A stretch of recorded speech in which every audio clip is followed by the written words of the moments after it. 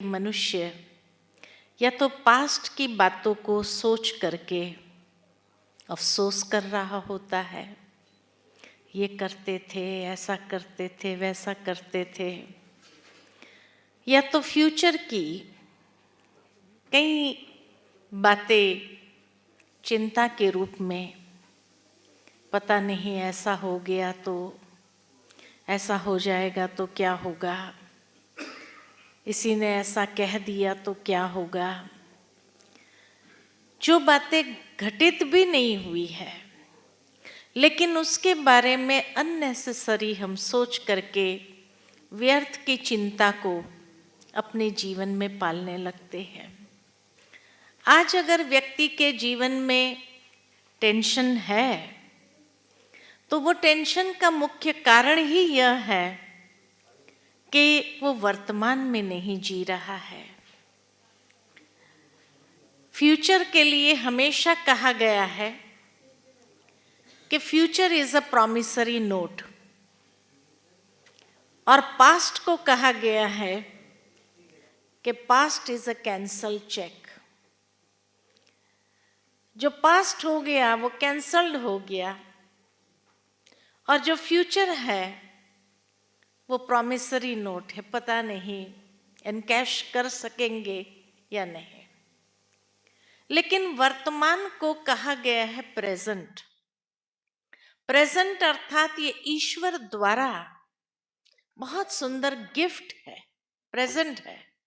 आज किसी को भी कोई छोटी मोटी प्रेजेंट भी देते हैं, गिफ्ट देते हैं, कितनी खुशी होती है कि इसने मेरे को प्रेजेंट दिया, इसने मेरे को समय के हिसाब से मुझे गिफ्ट दिया। तो ईश्वर ने हम सबको ये वर्तमान क्षण गिफ्ट के रूप में दिया है, प्रेजेंट दिया है, लेकिन उस प्रेजेंट की हमें खुशी नहीं है, क्योंकि कहीं ना कहीं मन के विचार वो पास्ट की बातों से घिरे हुए हैं या फ्यूचर के बारे में नेगेटिव सोच रहा है। तो वर्तमान का जो आनंद लेना चाहिए, ये गिफ्ट जो हमें ईश्वर द्वारा मिली है, उसकी जो खुशी होनी चाहिए, वो खुशी कहाँ है? तो क्यों नहीं हम वर्तमान में ही जिए और उसकी खुशी का हर क्षण, हर पल आनंद ले। जबकि चिंता करने की कोई बात ही नहीं है, न पास्ट की न फ्यूचर की, क्योंकि श्रीमद् भगवत गीता में भगवान ने अर्जुन को बहुत सुंदर बात कही है, जो हुआ वो भी अच्छा, जो हो रहा है वो भी अच्छा, और जो होने वाला है वो भी बहुत अच्छा। ये तीन ही तो क्षण है हर एक के जीवन में। जो चली गई वो भी बहुत अच्छा था, चलो उस समय कई चीजें गलतियां भी हुई, कुछ उतार चढ़ाव भी जीवन में आए, लेकिन अच्छा क्या था उसमें? जीवन में कई फेलियर्स आए, लेकिन ये फेलियर्स आते हुए भी अच्छा क्या था? अच्छा यही था कि वो समय भी हमें बहुत कुछ सीख देकर के गया, तभी तो आज के लिए हम अनुभवी बने।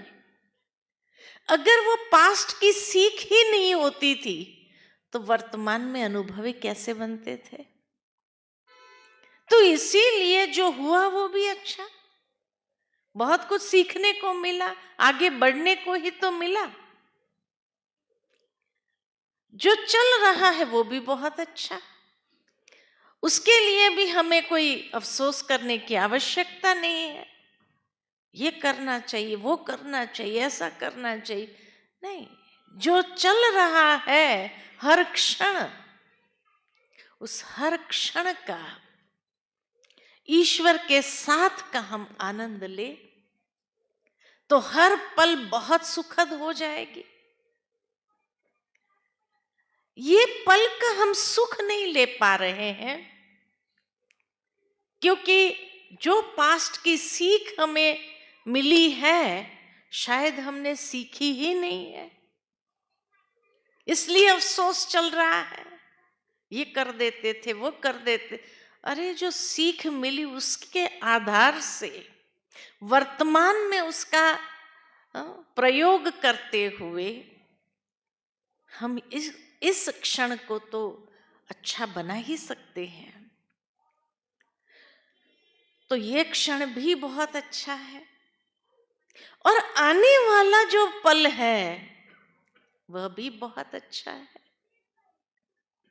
क्योंकि ये अनुभव के साथ जब हम भविष्य में कदम रखते हैं, आने वाले पल में कदम रखते हैं, तो ये अनुभव भी हमें परिपक्व बनाता है और उस परिपक्वता से हम अपने भविष्य को और सुंदर संवार सकते हैं। तभी किसी ने बहुत सुंदर कहा कि जीवन माना क्या? जीवन माना ही कल, आज और कल, कल, आज और कल। दूसरा कोई सेंटेंस ही नहीं आता है या कोई शब्द नहीं आता है।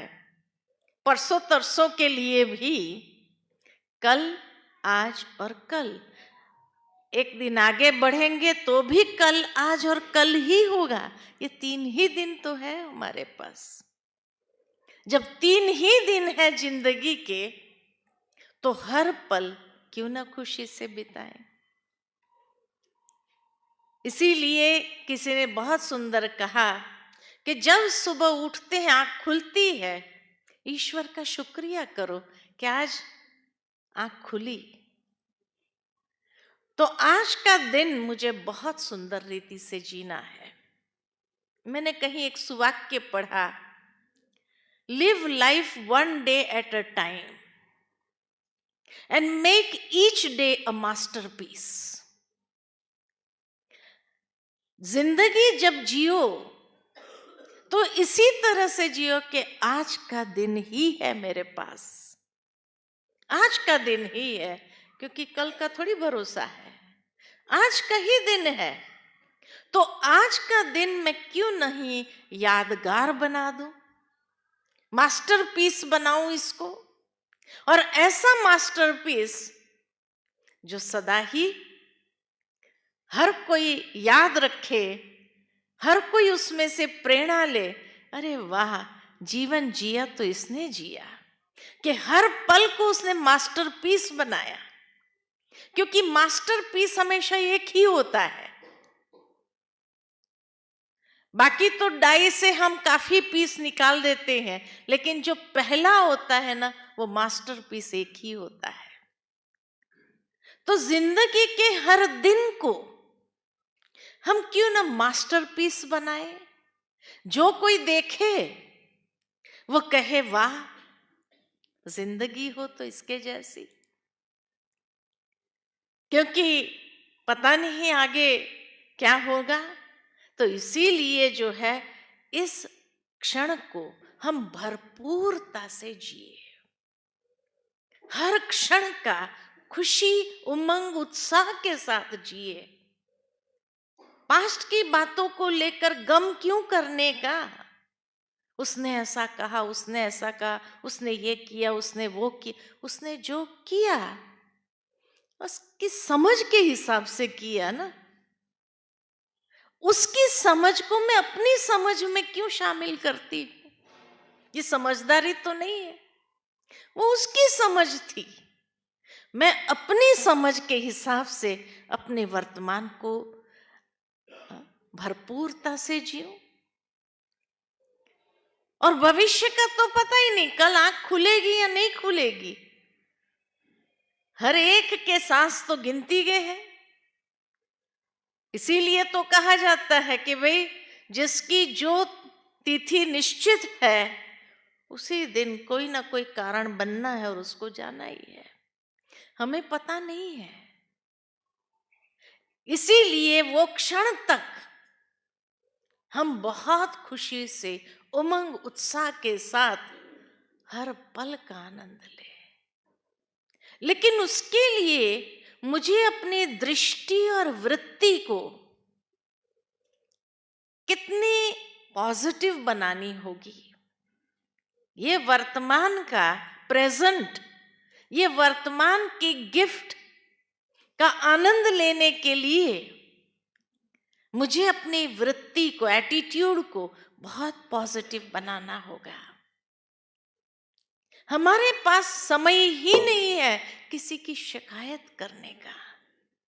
क्यों हम उसमें समय वेस्ट कर, उसमें अपने सांस को वेस्ट कर दे। ये ऐसा कर रहा है, ये ऐसा कर रहा है, ये उसने ऐसा किया, उसने ये कहा। कहने दो, हमको क्या करना है? हमको इस क्षण में भरपूरता से, खुशी से एक एक क्षण का आनंद लेते हुए जीना है। इसलिए हर दिन आंख खुलते ही शुक्रिया उस ईश्वर का कि उसने आज का सूरज हमें देखने तो दिया, है ना। हमें देखने को तो मिला आज का सूरज, और शाम ढलने को भी हमने देखा सबके साथ मिल करके। तो इसीलिए शुक्रिया उस परमात्मा का, शुक्रिया उस ईश्वर का। और इसीलिए परमात्मा भी जब इस संसार में आते हैं, उस कलयुग के अंतिम समय में आते हैं, तो वह भी हम बच्चों को यही चाहते हैं कि बच्चे हमारे मददगार बन जाएं। किस लिए? ये पैगाम देने के लिए कि अब समय व्यर्थ की चिंता का नहीं है। समय ये है कि हम ईश्वर को याद करते हुए, वो जो है, जैसा है वैसा उसको जानते हुए उसके साथ का अनुभव करें। क्योंकि आज के समय की दूसरी सबसे बड़ी प्रॉब्लम क्या है? दूसरी सबसे बड़ी प्रॉब्लम जो लोगों के जीवन में है वो है अकेलापन। किसी के पास किसी के लिए समय ही नहीं है। बड़े बुजुर्गों भी ये शिकायत है, हमारे बच्चों को हमारे लिए समय नहीं है। माता पिता को भी शिकायत है, क्या करें, बहुत उलझन है लाइफ में। और बच्चों को भी शिकायत है कि हमारे पेरेंट्स को हमारे लिए टाइम ही नहीं है। पैसा है, सब कुछ दे देते हैं, लेकिन टाइम नहीं दे सकता है। समय किसी के पास नहीं है। तो इसीलिए भगवान भी इसी समय में आकर के कहते हैं, मैं आपका साथी बन सकता हूं और मैं आपको साथ दे सकता हूं, कंपनी दे सकता हूं। क्या हम भगवान की कंपनी को प्राप्त करने के इच्छुक है? क्योंकि दुनिया में तो किसी को किसी के लिए समय है ही नहीं। सबसे बड़ी कलयुग की यही तो विडंबना है। कहां समय जा रहा है पता ही नहीं है ना। कहां समय चला जाता है किसी को पता नहीं है, लेकिन जा रहा है। और इसलिए अकेलापन सबसे बड़ा अभिशाप बनता जा रहा है वर्तमान समय में। हर कोई ये महसूस करता है, किसी को मेरे लिए वक्त है ही नहीं। और इसलिए जब वक्त ही नहीं है तो वो अकेलापन अंदर खा रहा है व्यक्ति को, और इसलिए डिप्रेशन का शिकार बनता जा रहा है, मानसिक रूप से असंतुलित हो रहा है। ऐसे समय में ईश्वर ने जो वायदा किया, यदा यदा ही धर्मस्य, कि अधर्म के समय पर मैं संसार में अवतरित होता हूं, और अवतरित होकर के ऑफर करता हूं कि हम आपको कंपनी दे सकते हैं। अब सोचो, परमात्मा की कंपनी जिसको मिल जाए कितना न भाग्यवान होगा। उसके जैसा सौभाग्यशाली और कौन हो सकता है। लेकिन क्या उसकी कंपनी का अनुभव करने के लिए भी, उस सुख का अनुभव करने के लिए भी हमारे पास वक्त है? या हम अपने ही उलझनों में उलझे हुए हैं? तो ये समय भी हाथ से निकल जाएगा। और जब ये समय भी निकल जाएगा और उस समय अगर एहसास हो कि अरे भगवान मुझे कंपनी देने आया था, वो सुख का अनुभव करना चाहिए था मुझे, लेकिन मैंने नहीं किया। भगवान ऑफर कर रहा है, जो संबंध आपको प्रिय हो वो संबंध आप मेरे साथ जोड़ सकते हो और उस संबंध का सुख अनुभव कर सकते हो, है ना। फरवरी मास में ही ये शिवरात्रि का महात्योहार, महाशिवरात्रि जिसको कहा, वो त्योहार आता है। और इस त्योहार में भगवान हर संबंध से हमें सुख देना चाहते हैं। तभी तो जब वो चला जाता है तो भक्ति में उसके नाम की प्रार्थना बनाई, उस बात के लिए प्रार्थना बनाई। कौन सी बनाई? त्वमेव माताश्च पिता त्वमेव, त्वमेव बंधुश्च सखा त्वमेव, त्वमेव विद्या द्रविणम त्वमेव, त्वमेव सर्वम मम देव देव।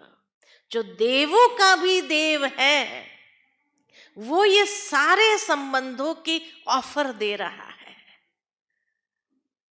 चाहे आपको माता पिता के रूप में उसका संबंध अच्छा लगे तो वो जोड़ दो, चाहे आपको खुदा दोस्त के रूप में संबंध अच्छा लगे तो दोस्त बना सकते हैं, बंधु बनाओ, चाहे उसको परम शिक्षक के रूप में देखो या सतगुरु के रूप में देखो। सर्व संबंध वो ऑफर कर रहा है कि उसका सुख जो आपके जीवन के अंदर एक खोखलापन है कहीं न कहीं, उस संबंध का, उस खोखलेपन को भरने के लिए वो तैयार है वर्तमान में। कई बार हम सोचते हैं अरे भगवान तो इतना ऊंचा है, सर्वश्रेष्ठ है, और हम तो कहाँ हम चरणों की धूल है, बराबरी कैसे करेंगे। भगवान ये सारी दीवारों को तोड़ करके हमारे समान आकर के हमारे साथी बनने के लिए तैयार है। कभी जोड़ के तो देखो। आज दुनिया के अंदर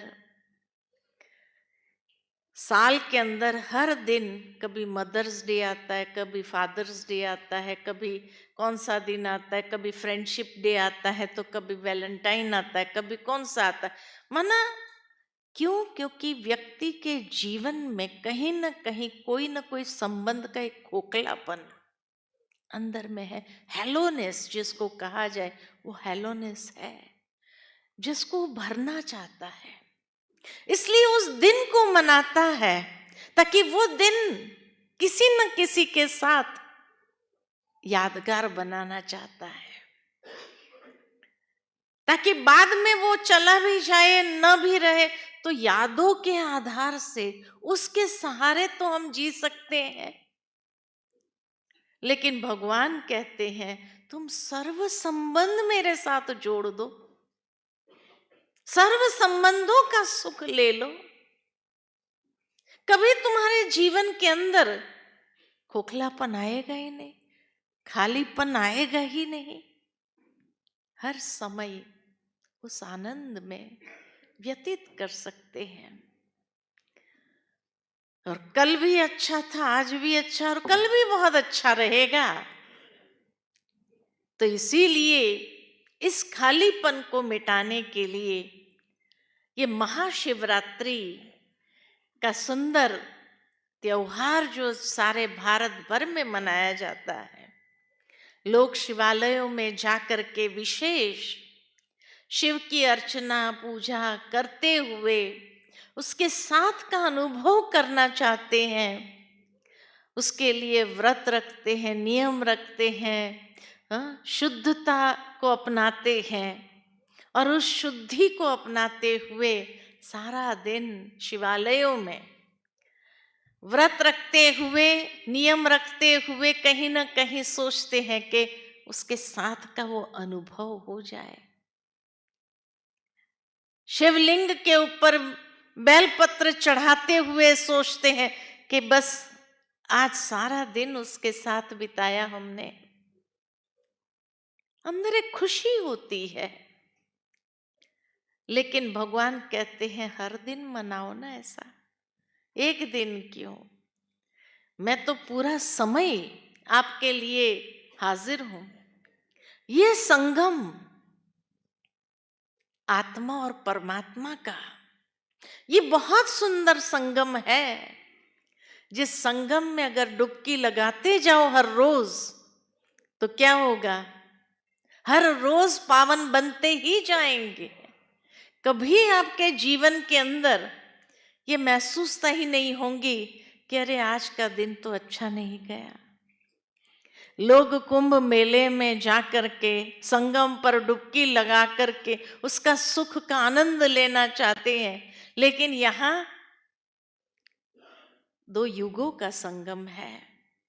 एक तरफ कलयुग का अंतिम अधर्म का समय समाप्त हो रहा है और सतयुगी आदि का समय आरंभ हो रहा है। तो दो युगों का जहां संगम है, जहां आत्मा और परमात्मा का संगम हो, तो ये समय का जो संगम है, कल आज और कल का, इस संगम का भरपूर फायदा ले ले हम अपने जीवन में। इतना फायदा ले कि कभी भी उसके प्रति हमें कोई यही नहीं करे मैंने अपने पल को खोया, बहुत सुखद पल था लेकिन मैं उसका भरपूर फायदा नहीं ले पाया।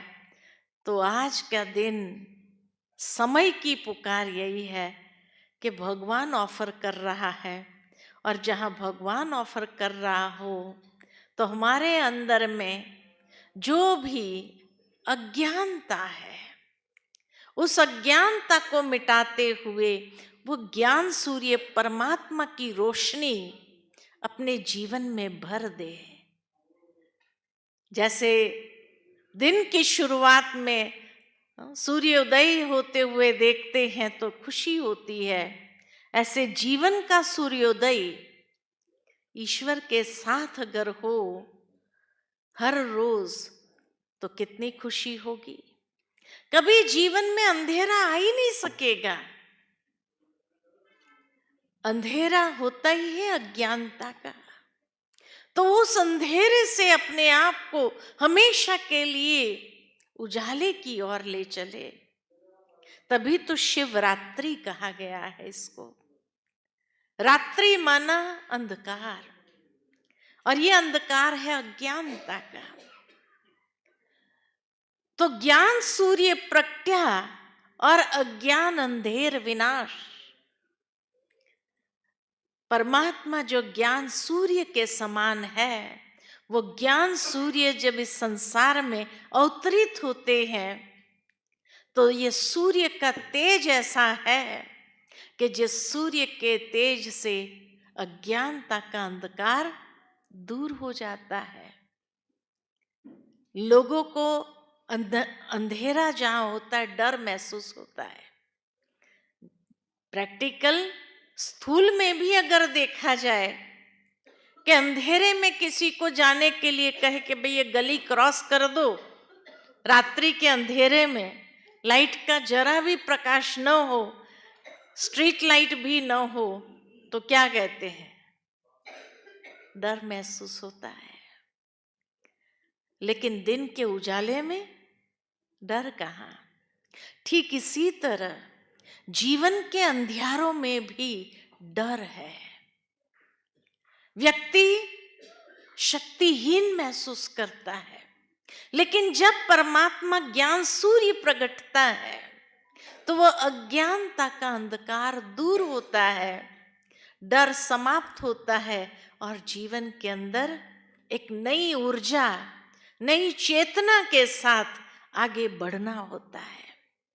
तो शिवरात्रि माना नई ऊर्जा के साथ जीवन में हर दिन जीना, हर रोज उठते ही परमात्मा से शक्ति प्राप्त कर ले, उसकी यादों में मन को ले जा करके एकाग्र करते हुए और नई ऊर्जा से, नई चेतना से अपने जीवन को भर दे, और देखो वो दिन कैसा बीतता है।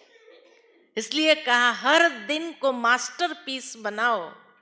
तो मास्टरपीस कैसे बनेगा? उसके लिए तो नई ऊर्जा और नई चेतना चाहिए, तब कुछ नया कर सकते हैं। और नया करने में ही तो आनंद है, और वो भी अगर परमात्मा के साथ करे तो यादगार तो बना ही देंगे। जिस एक एक दिन के यादगार को दुनिया याद करेगी कि इसका हर दिन कैसा था। कई ऐसे बड़े खुश मिजाज रहने वाले इंसान होते हैं, और वो जब इस संसार से जाते हैं तो लोग क्या कहते हैं? जिंदा दिली था, उसके संग में चले जाते थे तो भी हमारे अंदर भी एक नई ऊर्जा आ जाती थी, नई चेतना आ जाती थी। तो परमात्मा ऊर्जा और चेतना के साथ जब हम हर दिन गुजारेंगे तो हमारा हर दिन ऐसा यादगार होगा जो हर कोई याद करेगा, अरे इसके जैसा जीवन होना चाहिए। क्यों हम बीती हुई बातों को सोचते हुए रोते हैं? क्यों हम भविष्य की चिंता, बच्चों के बच्चे क्या खाएंगे उसकी चिंता अभी से कर रहे हैं? एक बात याद रखिए, हर आत्मा अपना नसीब खुद लेके आती है। हर आत्मा अपना नसीब खुद लेके आती है। उसको आपसे जितना लेना होगा उतना ही लेंगे, उससे अधिक नहीं ले सकते हैं। उससे अधिक अगर आपने जमा भी किया होगा ना, कोई और लूट के ले जाएगा, खा जाएगा, नुकसान हो जाएगा बिजनेस में, उसके नसीब का नहीं होगा, उसको नहीं मिलेगा। तो वर्तमान समय को आप इकट्ठा करने में बच्चे के बच्चे, अरे हर आत्मा अपने कर्मों के हिसाब से अपना नसीब खुद लिख करके लाता है। आपके हिस्से पर अगर उसका होगा ही नहीं तो क्या होगा? क्या होगा? कई बार हम देखते हैं बच्चे, हाँ, जब मेले में जाते हैं, ट्रेन में जाते हैं। अभी एक भाई ने मुझे अपने बात सुनाई कि बचपन से हमारे माता पिता हमको लेकर, मैं एक ही बेटा था, 6 साल का, बोले मुझे थोड़ा बहुत याद है, 6 साल का था, और कोई स्टेशन में, बिहार में कोई स्टेशन बताया उसने, उस स्टेशन पर ट्रेन के लिए खड़े थे और ट्रेन आई, चढ़े भी हम, लेकिन मेरे को लगा मैं पानी पीना चाहता हूँ, तो इधर आकर के जैसे ही नीचे उतरा, बॉटल भर के लाता हूँ सोच करके, उतने में ट्रेन चल पड़ी। और तब से मुझे पता ही नहीं, मैं अपने माँ बाप से मिला ही नहीं, माँ बाप कहाँ है मुझे मालूम नहीं। और मैं छोटा सा बच्चा रोने लगा, 6 साल का था तो रोने लगा, और रोने लगा, खूब रोता रहा स्टेशन पर बैठे बैठे। अचानक वो मदर टेरेसा के फाउंडेशन की जो बहनें थी, उन्होंने देखा एक छोटा बच्चा रो रहा है। वो मेरे पास आई और मुझे पूछा कि कहाँ है तेरे माता पिता? कहा तो चली गई, ट्रेन तो चली गई। अब पता नहीं कहाँ वो चले गए, मुझे तो मालूम नहीं कहाँ जाना था। वो बच्चा रोता रहा तो मदर टेरेसा की वो बहनें उनको अपने आश्रम पर ले आई। कहा तब से लेकर मैं उन्हीं के आश्रम पर पला बड़ा। आज 27-28 साल का जब वो हो गया तो वो मदर टेरेसा की बहनों ने जब देखा कि इतना सिंसियरली उसने जीवन बिताना चाहा उस आश्रम में, कि भाई मेरा जीवन अगर बचाया, नहीं तो कहाँ मुझे कोई ले जाते थे, मेरे अंग को काट करके बेच देते थे और मुझे किस हालत में रख देते थे। उसके बदले ये मदर टेरेसा की जो बहनों ने तो बड़ा सिंसियर काम करता था। वो कहा कि मुझे रोज बाइबल पढ़ने के लिए देते थे, मैं बाइबल पढ़ लेता था, लेकिन अंदर में हिंदू संस्कार होने कारण मन यही करता था कि कभी तो मैं अपने माता पिता भाई बहनों से मिलूं। फिर उन्होंने सोचा कि ये बाइबल भी पढ़ता है इतना सिंसियरली, इसको फादर बना देते हैं। कहा जब फादर बनाने की बात आई और मेरे सामने आए तो मैंने सोचा नहीं, फादर तो मुझे बनना नहीं है, मैं फादर बन नहीं सकता हूं। उसके संस्कार जागृत हो गए। रात में ही उसने वो आश्रम छोड़ दिया। कहा मुझे फादर बनना नहीं है, मुझे तो मेरे जो संस्कार है ओरिजिनल। 6 साल का था तो याद तो था कि मैं हिंदू हूँ। वहाँ से भाग करके निकल आया, भाग करके निकल आया। कहा वो लोग भी मुझे ढूंढते रहे लेकिन मैं मिला नहीं। मुझे कभी कभी अफसोस होता है कि इन्होंने जो मेरे लिए किया, तब मन में ये विचार आया कि इसके माता पिता ने उसके लिए कितना कुछ संजोया होगा कि भाई मेरे बच्चे खाएंगे, या उसके दादा ने सोचा होगा मेरा बेटे का बेटा खाएगा, लेकिन बेटे के नसीब में था, बेटे के नसीब में ही नहीं था। 6 साल तक की आयु में जितना उसको लेना था ले लिया और समाप्त।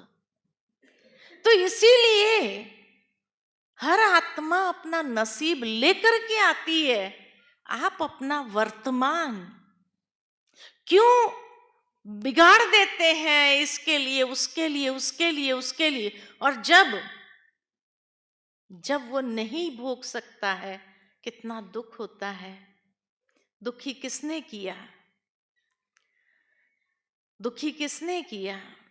शायद ये वर्तमान ने, जो हमने मोहवश या जो हमने लोभवश एकत्रित करने में कहीं किसी को दुख दिया है, तो उसके दुख के जो वाइब्रेशन है वही तो प्राप्त हुए। इसलिए भगवान कहते हैं कल आज और कल। आज को इतना सुंदर बनाओ, इतना श्रेष्ठ बनाओ, इतना फलदायी बनाओ, इतने अच्छे कर्म करो। गीत में हमने सुना सबका भला हो, सबका ये हो। जब इतनी शुद्ध भावनाएं प्रवाहित होने लगेगी, तब आप अपने भविष्य को भी इतना सिक्योर कर देंगे जो हमें डरने की कोई जरूरत नहीं। मनुष्य को हमेशा एक चीज डराता है, और वो कौन सी चीज डराता है? उसका अंतकाल।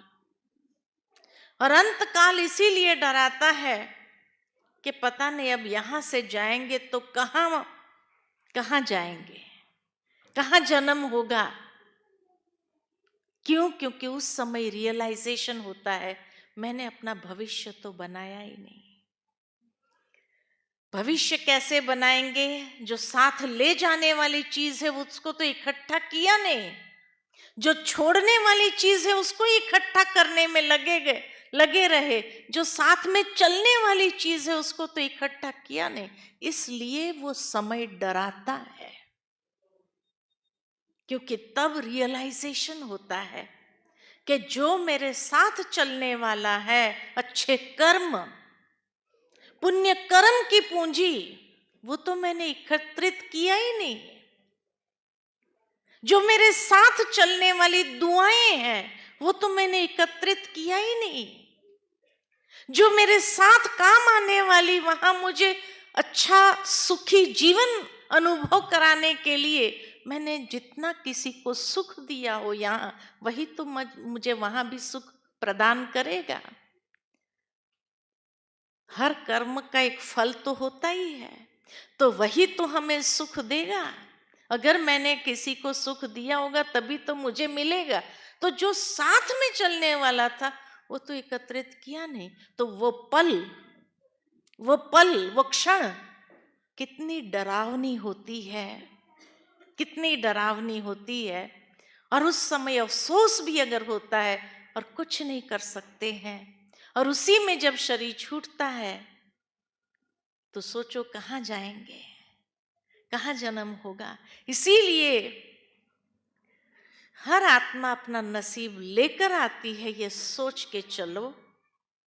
आपका अगर नहीं उसके नसीब में होगा, या जितना होगा उतना ही लेंगे, क्यों नहीं हम अपना वर्तमान संवारते जाए। ये प्रेजेंट जो हमें मिली है ईश्वर से, इस प्रेजेंट का सदुपयोग कर दे, और आने वाला भविष्य जन्म भी अनेक जन्म को संवार ले। ये परमात्मा आकर के हमें संदेश देते हैं।